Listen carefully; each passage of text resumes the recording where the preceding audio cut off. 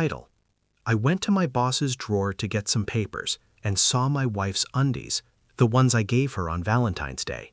I took them. That evening, I asked her, "Honey, can you wear my gift?"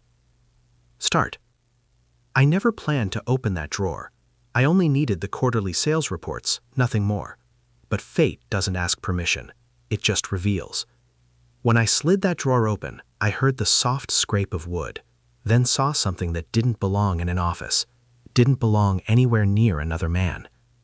Her underwear. The exact pair I gave her on Valentine's Day. Red silk. A tiny embroidered heart. My initials. At first, my brain refused to process it. I stared at them like they were some strange artifact excavated from another life. Then the truth hit me with a force that silenced everything inside me. My wife. My boss. In his office. Wearing the gift I chose with love. I picked them up slowly, using only my fingertips, as if they were contaminated. In a way, they were. I folded them and slipped them into my pocket. Not a word. Not a sound. Just a quiet death of something I once believed in. I used to think my wife and I were a team. We weren't perfect, but we had enough. Enough laughter, enough shared struggle, enough warmth to survive the cold months. 12 years of marriage. A daughter who was the center of my world. A promise we made on a cheap sofa in our first apartment. No lies, no secrets. Ever. I held on to that promise like a fool who thinks loyalty is contagious. And my boss, Daniel, was a man I trusted. I covered for him. I saved his department from collapse twice. I even defended him when rumors spread about his affairs. I should have listened to the rumors.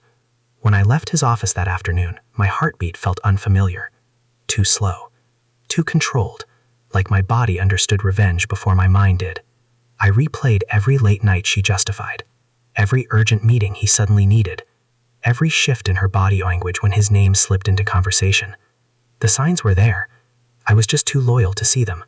But loyalty is useless once it's weaponized against you. I sat in my car for an hour, staring at the city lights. Then I made a decision. Not to scream, not to fight, not to confront. I decided to destroy them both. Quietly, smartly, beautifully. Revenge isn't fire. It's architecture. For weeks, I documented everything. Phone logs, messages, receipts. Screenshots of her cloud backups she didn't know synced to our shared tablet. A digital map of their meetings.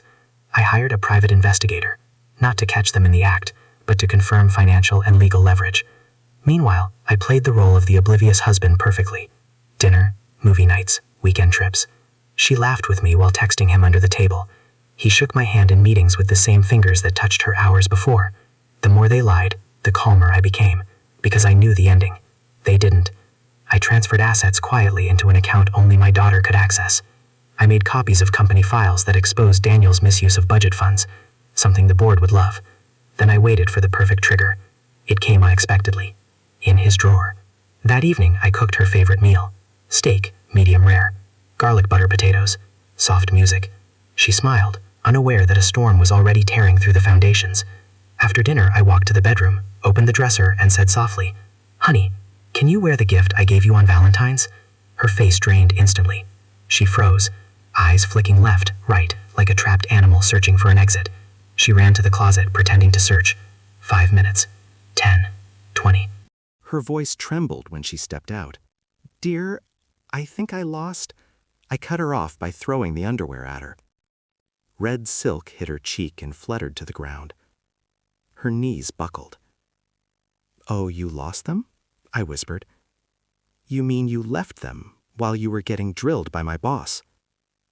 She collapsed into tears. Ugly, heaving sobs that shook the floor.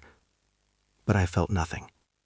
Just the cold satisfaction of truth finally dragging itself into the light. And then, the door opened. My daughter stepped in. Her face pale, her eyes swollen, like she'd been holding something in for too long. "Dad, you need to know something else." She sat beside me on the bed, shaking. "Dad, I saw them. Months ago. Mom and Daniel. I didn't know how to tell you. My breath caught. Not because of the betrayal, but because my daughter had carried this weight alone. She looked at her mother with a mix of heartbreak and disgust no child should ever know. "You ruined everything," she whispered. Her mother sobbed harder, reaching for her, reaching for me. We both stepped back.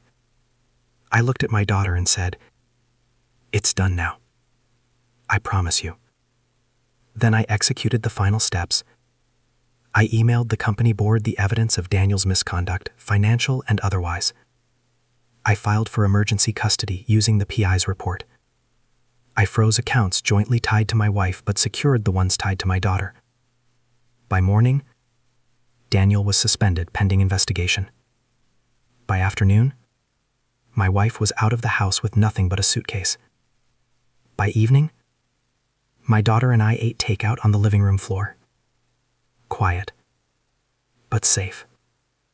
Sometimes revenge isn't loud. Sometimes it's not bloody or dramatic. Sometimes it's simply taking back everything they tried to steal. Your peace, your dignity, your future. My wife lost her marriage. My boss lost his career. But I gained clarity. And my daughter gained the truth. People say revenge leaves you empty. They're wrong. It leaves you clean.